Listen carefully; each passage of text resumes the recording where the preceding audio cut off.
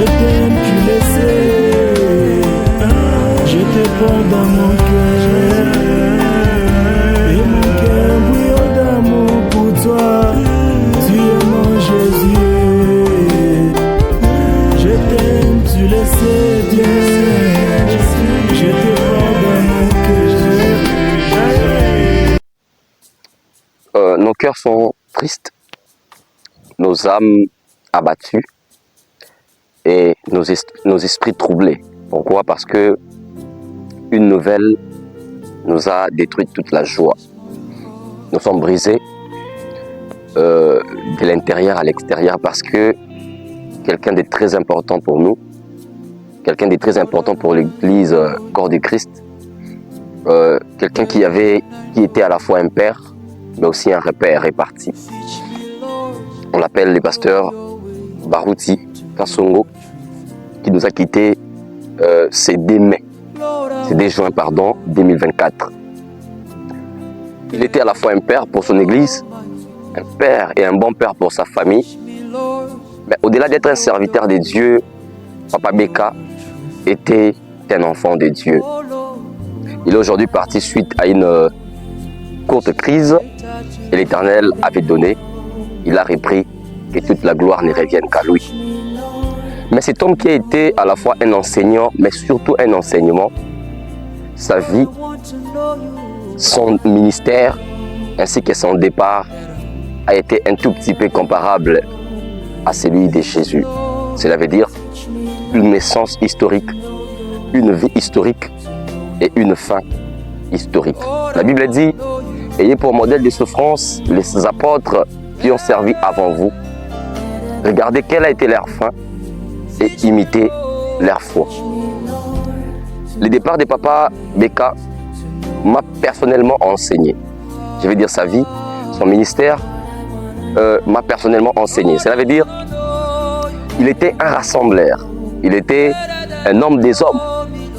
J'ai retenu 3 leçons principales dans la vie de cet homme, mais surtout dans son ministère. Mensonge, lokuta. Personne ici sera comme Dieu. Dieu est le créateur. Frère Branham n'est pas notre Dieu. Notre Dieu s'appelle Jésus-Christ.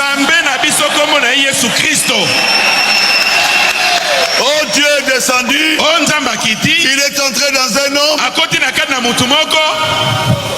William Branham a avalé Dieu. Oh, William Branham a mêlé Nzambe. Ce sont des branhamistes. Les adorateurs du prophète William Branham. Ils iront en enfer. Premièrement, cet homme de Dieu n'était pas dans les logiques des hommes. Cela veut dire qu'il n'était pas borné à une logique humaine. Il n'était pas un homme qu'on pouvait influencer facilement, qu'on pouvait imposer des choses facilement. Il vous souviendra qu'il était dans la logique de ceux qu'on appelle des messagers. Cela veut dire les gens qui croient au message du frère William Marion Branham, qu'on appelle WMB. Mais cet homme de Dieu était hors pair. Il n'était pas parmi les extrémistes qui disaient que les frères William étaient Dieu. Quand bien même que c'était la logique qui était restée, lui n'était pas dans ça. Il s'était décidé de quitter dans cette logique pour suivre les vrais chemins de la vérité. Et la première leçon que moi j'ai retenue, c'est juste la liberté de l'esprit. Plus nous grandissons, plus nous évoluons, nous découvrons la vérité, plus nous sortons dans des conceptions dogmatiques, dans des réflexions humaines, dans des philosophies humaines qui tenteraient à faire croire aux gens des vérités qui ne sont peut-être pas vraies, mais qui sont juste des dogmes humains, qui sont juste des philosophies humaines, ayant pour objectif d'aliéner les gens, de rendre des gens captifs dans une réflexion. Mais cet homme de Dieu n'était pas resté dans ses précarés. Il était dans la vérité de la parole et il y est demeuré jusqu'à la fin de sa vie. D'ailleurs, dans les derniers moments de sa vie, il continuait à insister pour juste éradiquer cette tohu-bohu qui existait dans les têtes des gens. Il disait à son peuple, je vais dire aux enfants de Dieu de son église, que Jésus était le Dieu de Branham. Et Branham n'était pas Dieu pour lui et même pour tous ceux qui croient en la vérité de la parole. Et la deuxième des choses que j'avais personnellement lu sur lui, le Dieu des signes, des prodiges et des miracles est vivant. Alors Kinshasa, la RDC, vous qui êtes en direct des États-Unis, de l'Europe, de l'Afrique, du Congo, vous êtes dans le quartier, aidez-moi s'il vous plaît à honorer la grâce, le don de Christ à notre pays. Je ne vais pas attendre que Jésus le prenne pour le célébrer à sa mort, mais je vais le reconnaître aujourd'hui. Dieu est aujourd'hui dans un homme par qui il fait des choses extraordinaires et nous honorons cela. Papa, aujourd'hui, ma vie et mon ministère ne doivent plus être comme avant. Amen. Votre passage ici, tout ce que nous voulons, c'est Jésus. Nous venons comme ces hommes grecs. Nous voulons voir Jésus.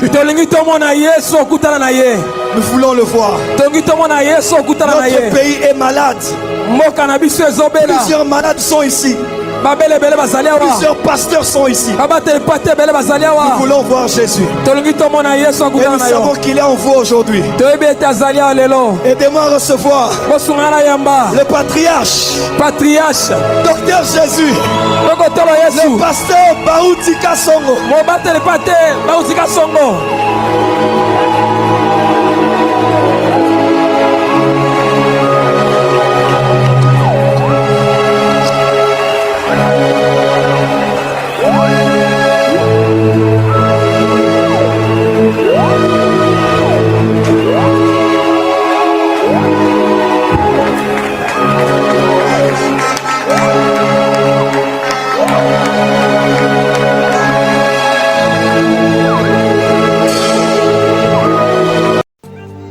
c'était que ceux qui sont extrémistes dans les branamismes disent que ceux qui sont à l'extérieur du message sont des païens. Ce ne sont pas des gens à fréquenter, ce ne sont pas des gens avec qui on peut faire route ensemble. D'ailleurs, eux, ne se marient qu'entre eux. Cela veut dire qu'ils ne pouvaient pas fréquenter les églises d'autres personnes, les églises des réveils, des pentecôtistes et tout, parce qu'ils avaient leur conception des choses. Mais ce que j'ai aimé surtout avec ses papas, c'était qu'il n'était pas dans cette logique-là. D'après lui, il n'existait qu'un seul Jésus qui était le Père de tous. Et tous nous sommes des frères. Il fréquentait des églises. Comme vous pouvez le voir, il était chez les prophètes Joël Francis Tatou. Il parlait avec les frères Michel Bakenda. Il a même eu à chanter sa chanson dans son église.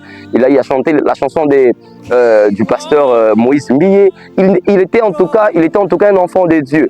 Il était un enfant de Dieu. C'était quelqu'un qui fréquentait tout le monde.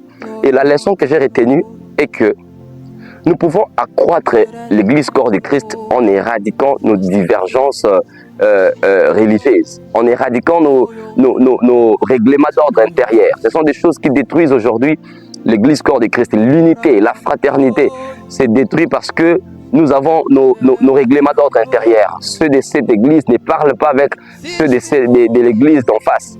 Ces choses-là doivent disparaître. La leçon que Papa Barout nous a amenée, par exemple, c'est de croire que les églises, nous sommes juste des frères et Jésus est notre Père. Si nous arrivons à réfléchir de cette manière, nous allons éradiquer nos compétitions. Nous sommes tous enfants de Dieu, mais ceux de cette église-là ne parlent pas à ceux de cette église-là. Les pasteurs-là ne parlent pas avec ces pasteurs-là. Il y a des rancunes, il y a des jetons sur les chairs. Tout ça, ce sont juste des divisions. Et la Bible dit que ce sont les gens qui sont dans ces trucs-là, ils souffrent de ce qu'on appelle la maladie des questions oisives. Cela veut dire qu'ils sont juste en train de s'embrouiller eux-mêmes en détruisant l'Église corps de Christ. Et la troisième des choses que j'avais remarqué chez ces papas, j'avais même écrit ça sur mon compte Facebook.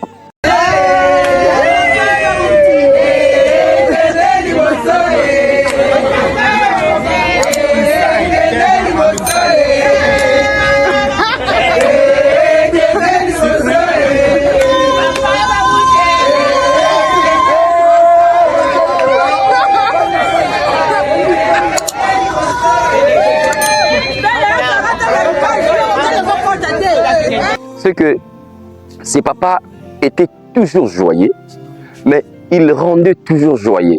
C'est ce que j'aime chez lui. Je n'ai jamais vu ces papas-là, moi personnellement, sur les vidéos que j'ai toujours regardées, il n'a jamais été en colère. Et lorsqu'il se mettait en colère, c'était juste pour insister sur un fait qui n'était pas bien, sur un péché, sur un comportement dérapé. Et c'est ça qui caractérisait ces papas. Mais il était toujours joyeux, il était toujours souriant, il était toujours dans la bonne humeur. Et ça, c'est le caractère fondamental de tous ceux qu'on appelle enfants de Dieu. La Bible dit, soyez toujours joyeux. Mais au-delà d'être joyeux, un bon enfant de Dieu sait rendre joyeux. Il sait partager ce qu'il y a au-dedans de lui avec les autres. Et si les hommes de Dieu, moi je m'étonne à des fois de voir les hommes de Dieu dire que le monde ainsi que les épreuves de la vie m'ont ravi la joie. Ça c'est hors la Bible. Les épreuves n'ont pas pour objectif de nous ravir la joie. Mais plus on traverse la vallée de l'ombre et de la mort, on doit être joyeux. C'est pourquoi David pouvait dire, oui, le bonheur et la joie m'accompagneront tous les jours de ma vie, malgré qu'il avait traversé la vallée de l'ombre de la mort. Et c'est un peu le réflexe de ces vieux papas qui nous a quittés. Tout ce que nous pouvons dire à ce stade, ce n'est que de remercier Dieu qui avait donné et qui a repris. Et ce que nous pouvons dire étant humains, c'est juste de présenter nos sincères condoléances à la famille des messagers, mais surtout à sa famille biologique, et que tous nous ayons les comportements, je vais dire, les sentiments qui étaient en ces vieux papas, qui nous a légué un héritage spirituel aussi excellent, mais aussi riche, qui peut nous aider dans les générations à venir. Pour vous et moi, je ne cesserai de dire, vivez simple, mais bien. Merci.